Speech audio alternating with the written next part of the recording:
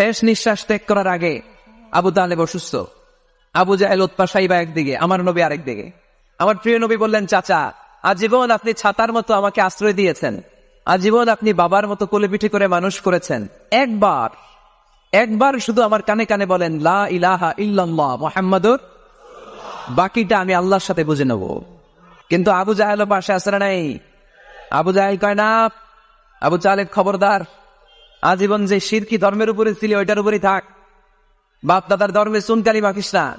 একবার আবু তালেব প্রিয় নবীর নুরানি চেহারার দিকে তাকায়, মনে মনে ভাবে এখনই পড়ে ফেলি কালিমা, মুহাম্মদের আদর্শই আমার আদর্শ বানায় ফেলি। আবার যখন আবু জাহেল উতবা সাইবার দিকে তাকায়, মনে মনে ভাবে না, আগের ধর্ম ছাড়তে চাই না।